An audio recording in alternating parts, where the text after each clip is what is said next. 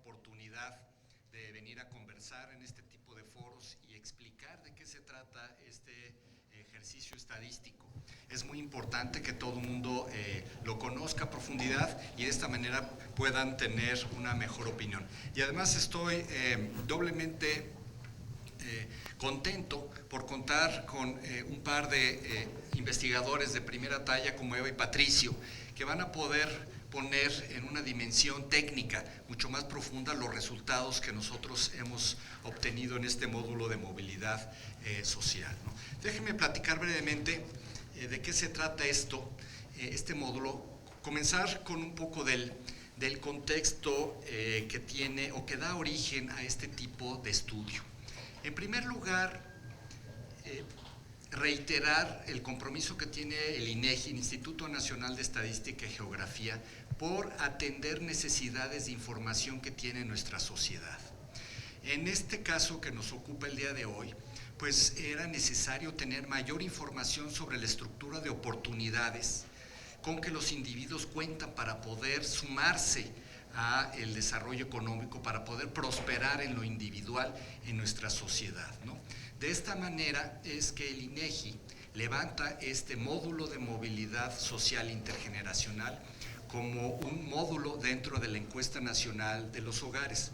El propósito es buscar a contribuir a esta discusión generando información sobre esta condición de oportunidades que tienen los individuos para poder escalar dentro de la estructura socioeconómica. La movilidad social, y yo no soy el experto en estos temas y por eso me agrada que Eva y Patricio estén aquí. Para este ejercicio estadístico lo hemos definido como la facilidad con que una persona puede cambiar su posición de bienestar socioeconómico en la sociedad, ¿no? Esa es la definición de movilidad social. En particular, este módulo, el MMSI, aterriza esta definición respecto al movimiento que tienen los individuos con relación a sus antecesores, es decir, es un estudio retrospectivo donde el individuo se le pregunta su condición actual y su condición en el pasado, en particular con relación a los proveedores económicos o a los jefes de familia en su momento, ¿no? Es decir, se compara la situación actual con la de los principales proveedores económicos en un momento determinado. ¿Cuál es el instrumento o el cuestionario, el operativo que se está utilizando? Este módulo de movilidad social intergeneracional tiene el objetivo de generar información estadística sobre este tema, observando la relación entre la posición socioeconómica actual de un individuo con las siguientes características de sus ascendientes económicos, es decir, se comparan ambas personas en términos de nivel educativo, de nivel socioeconómico y de su ocupación. Es muy importante decir, y esto lo digo en blanco y negro y a todo color, que los datos que estamos generando en este módulo de ninguna manera permiten inferir ningún tipo de causalidad.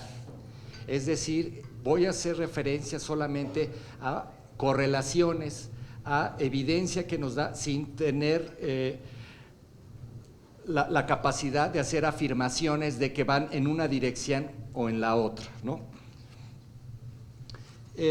¿Cuál es el diseño de este módulo? Pues se buscaron personas de 25 a 64 años, se les preguntó en particular sobre el punto de partida, estuvo aterrizado alrededor del 1 de octubre del 2016 y se les preguntó en la parte retrospectiva respecto a la situación cuando el informante tenía 14 años de edad, ¿no? Entonces, a una persona de 25 a 64 años se le preguntó ¿cómo estabas al principio de octubre? Y recuerda tu situación familiar y especialmente la situación de tu proveedor económico en la familia cuando tú tenías 14 años de edad, ¿no? La cobertura geográfica que tiene este estudio es nacional y también divide en ámbito urbano y rural. Al final tuvimos una muestra de casi 32,000 viviendas y tiene un esquema de muestreo probabilístico con los detalles que ahí se señalan. Esto es muy importante, esto es una encuesta probabilística, lo cual significa que tiene errores de estimación, ¿no? Como en otras encuestas, pues tenemos que dar intervalos de confianza para poder estimar algunas de los resultados que se están haciendo aquí, ¿no? El levantamiento fue del 4 de julio al 31 de diciembre del año pasado. La cobertura temática se mueve en 4 grandes dimensiones respecto al nivel educativo, al nivel ocupacional, a la condición socioeconómica y la percepción que tiene, ¿no? Y las condicionantes sociodemográficas que se están estudiando son sexo, edad, tamaño del hogar, parentesco y también el tema que está en el título de este seminario, el color de la piel.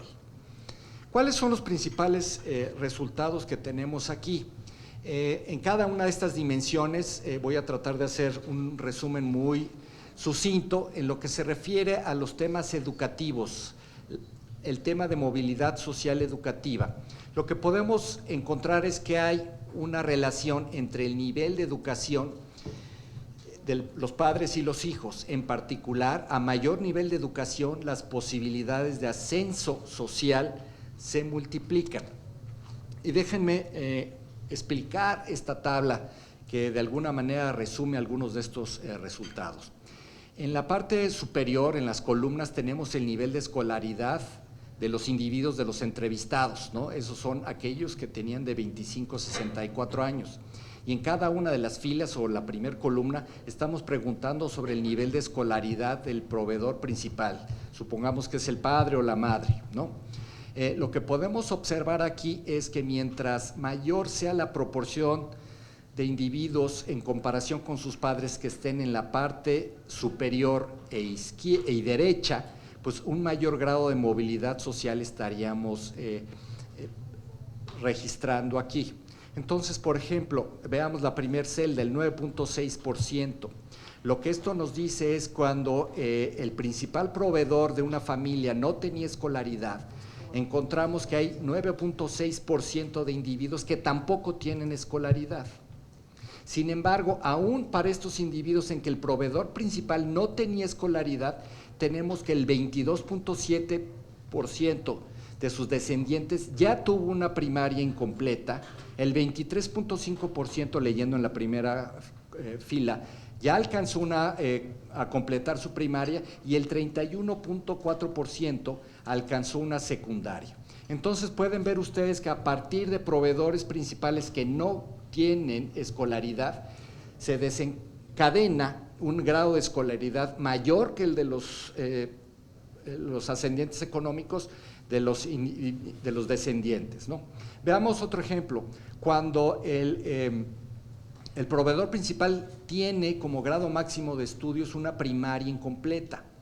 Eso es la tercera fila. Lo que podemos ver es que sus descendientes, solamente el 1.1% no tuvieron escolaridad, el 5.6% no completaron la primaria y el 12.6% también acabaron la primaria completa como el padre o la madre o el proveedor principal, ¿no? Sin embargo, tenemos porcentajes más altos, el 40.5% de los descendientes terminaron su secundaria y el 20.4% una media superior y el 19.8% de los individuos que tuvieron primaria completa, sus descendientes pudieron alcanzar una educación superior, ¿no?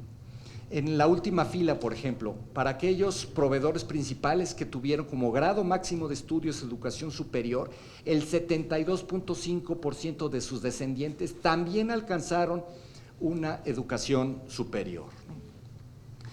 En términos de movilidad educativa, aquí podemos hacer un poco la comparación entre los niveles de escolaridad de los hijos, por llamarlo de alguna manera muy sencilla, y la ocupación del proveedor principal o de los padres, ¿no?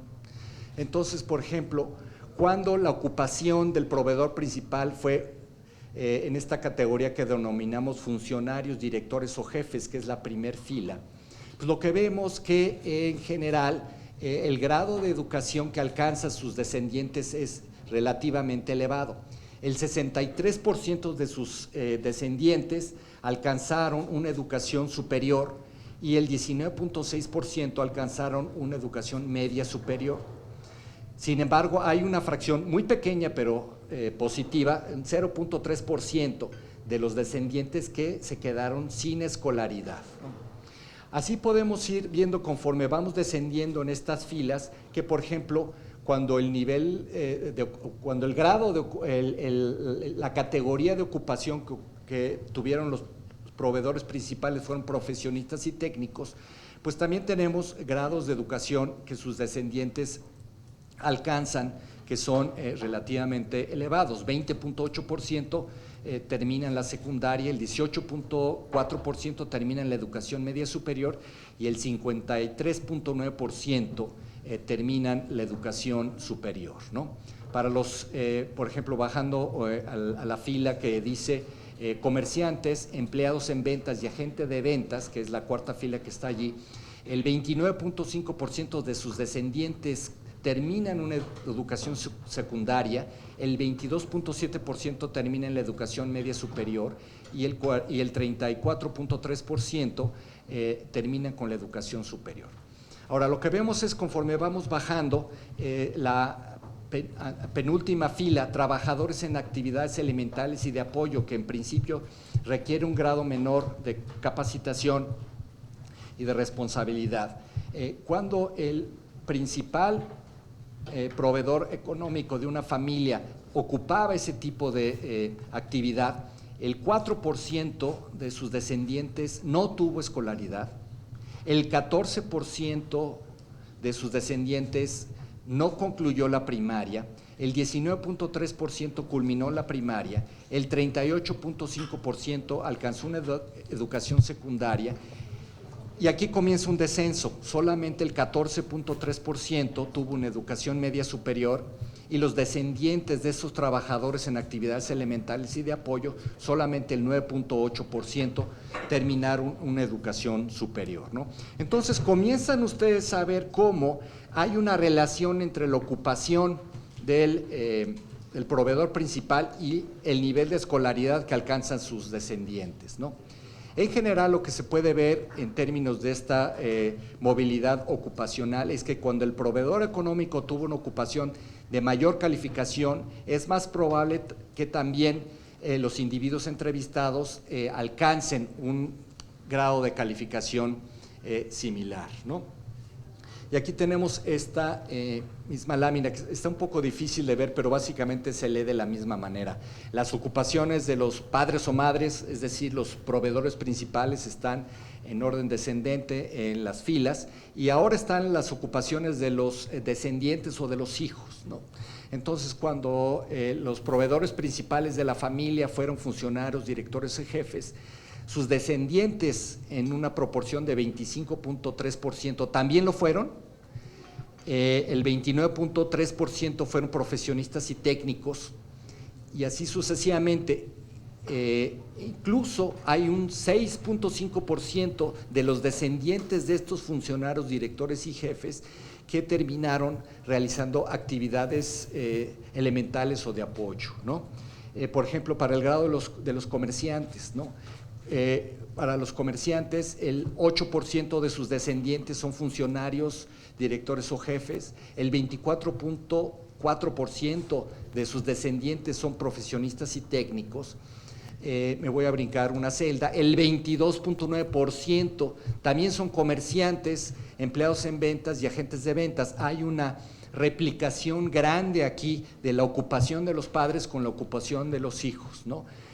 Sin embargo, tenemos que los descendientes de esto, pues algunos números, el 7.9% terminan dedicándose a ser trabajadores artesanales, el 8.8% son operadores de maquinaria, etcétera, y el 11.6% son trabajadores en actividades elementales y de apoyo, ¿no? Entonces, así es como se puede leer este tipo de resultados, ¿no? Una de las preguntas tiene que ver sobre la percepción de su situación económica actual en comparación cuando tenían 14 años, ¿no?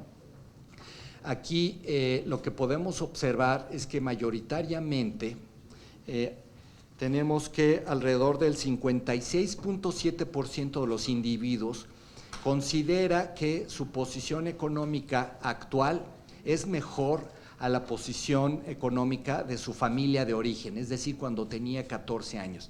Y como se ve en esta gráfica, esto es indistinto prácticamente del tipo de actividad o del sector donde se esté ubicando, ¿no? Ahora, comentemos respecto a la percepción por autoclasificación del color de piel. Lo que podemos observar nosotros es que los temas étnicos y en particular los relacionados al color de la piel tienen una relación con el grado de desigualdad y también de discriminación que están presentes en una sociedad. Esta es una lámina muy importante donde hacemos claro que en este módulo de movilidad social intergeneracional se solicitó a los individuos que se autocalificaran con respecto a la tonalidad de su piel. Se les presentó esta paleta con 11 tonalidades.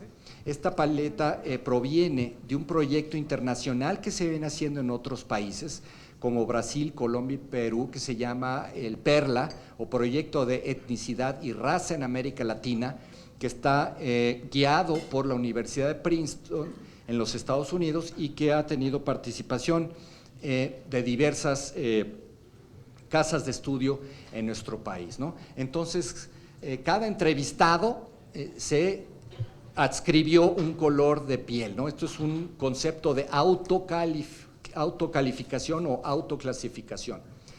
El primer resultado que tenemos es que, y tiene la paleta del lado izquierdo, es que el 80% de la población en México, es decir, las primeras 3 barras, cubren al 80% de las tonalidades centrales, es decir, en las escalas H, G y F, es decir, las del centro, es donde tenemos alrededor del 80% de toda la población, ¿no? En otras palabras, en la tonalidad H, alrededor de 23 millones de personas se identifican, en la tonalidad G, alrededor de 18 millones y medio se identifican, en la tonalidad F, alrededor de 8 millones de personas se identifican. A partir de eso tenemos 20% donde se va haciendo cada vez muy pequeña de acuerdo con la clasificación que las personas se dan, ¿no? Por ejemplo, en la escala K, que es la tonalidad más clara, tenemos que 1.200.000 personas se identifican con ese color de piel, y en las tonalidades más oscuras, que son la escala C, B y A, pues tenemos que respectivamente 600.000, 338.000 y solamente tenemos 100.000 personas que se autocalificaron con la tonalidad A. Ahora, las correlaciones que nosotros observamos con respecto a la tonalidad de la piel y las características que estos mismos individuos nos daban, nos mencionaban o nos referían, se pueden ver con claridad en este tipo de gráficas, ¿no? Entonces, para hacerlo más sencillo, estamos colapsando las tonalidades de piel en 3 distintas categorías. Entonces, aquí pueden ver 4 agrupaciones. La última categoría nada más tiene 2 grupos, la J y la K. Las tonalidades más claras, las de la izquierda, son las tonalidades más oscuras, A, B y C. Lo que pueden ver ustedes, tomando con cuidado las proporciones que tenemos de cada tonalidad, ya les di los números porque eso es muy importante al momento de hacer inferencia estadística, es que, por ejemplo, vemos una participación o una correspondencia más grande en los grupos que no tienen escolaridad o que tienen una primaria incompleta para las tonalidades más oscuras, ¿no? Es decir, aquellos que están en la agrupación A, B y C, tenemos que 25% de las personas que se autocalificaron con esas tonalidades no tienen una primaria completa y tenemos una relación descendiente, mientras que para los segundos grupos de tonalidades J y K, el 10% no tiene primaria completa. Eso se va moviendo de tal manera que, por ejemplo, para la secundaria prácticamente no tenemos diferencias cuando lo estamos agrupando por tonalidad de piel. En prácticamente todos los casos, una tercera parte de los individuos, independientemente de su color de piel, está asociado con una educación secundaria. Para la educación superior comienza nuevamente a tener diferencias en las tonalidades de piel. Se observa que, por ejemplo, para las dos tonalidades de piel más clara, el 26% de las personas habían concluido una educación superior, mientras que para las tonalidades más oscuras solamente el 9% de los individuos habían reportado tener ese grado escolar, ¿no? Lo mismo se puede observar en relación con las actividades o el nivel ocupacional que tienen los individuos. Entonces, me refiero, por ejemplo, a la agrupación del lado izquierdo. Esa corresponde a aquellas personas que ocupan cargos de funcionarios, de directores, de jefes, de profesionales. Ahí lo que se puede observar es que la proporción de individuos que se autoclasificaron con las tonalidades de piel más claras tienen una mayor proporción. En las dos tonalidades más claras, el 27% de las personas se identificaron, con las que se identificaron, resulta que ocupan posiciones de funcionarios, directores o jefes, mientras que para aquel número pequeño, recuerden, de personas que tienen, de acuerdo con su propio criterio, una tonalidad más oscura, solamente el 12% de las personas lo ocupan, ¿no? Algo inverso ocurre cuando nos movemos hacia el lado derecho de la gráfica. Entonces, por ejemplo, yendo a la penúltima agrupación, que corresponde a trabajadores artesanales, operadores de maquinaria y conductores de transporte, tenemos que para los primeros dos grupos, alrededor del 24% de los individuos que con la mitad de las tonalidades reportan estar trabajando en esas actividades, mientras que para las tonalidades más claras son proporciones mucho menores, ¿no? Déjenme concluir y darle la palabra a los académicos que pueden poner en mejor perspectiva estos resultados. En primer lugar, comentar que para poder discutir de movilidad social tenemos que tener información. No podemos estar discutiendo temas tan delicados a ciegas. Es necesario tener datos, información y comenzar a tomar decisiones a partir de información dura, ¿no? Es por eso que cuando se llegue a hacer política pública que procure garantizar la igualdad de oportunidades, pues esté basada en información estadística que refiera a la realidad de nuestro país, ¿no? Es por eso que pensamos que es importante que el INEGI también indague sobre estos temas, de tal manera que presentamos por primera vez estos resultados del módulo de movilidad social intergeneracional, que pensamos va a permitir un debate, en primer lugar técnico, en segundo lugar un debate académico y posteriormente un debate de política pública de lo que se tiene que hacer en nuestro país para fomentar la movilidad social. Y déjenme concluir diciendo que tenemos el compromiso como Instituto Nacional de Estadística y Geografía de continuar proveyendo a la sociedad información veraz, oportuna, sobre los temas que son relevantes para la discusión y atendiendo las necesidades de nuestra sociedad. Yo lo dejaría aquí. Muchas gracias nuevamente, Gerardo.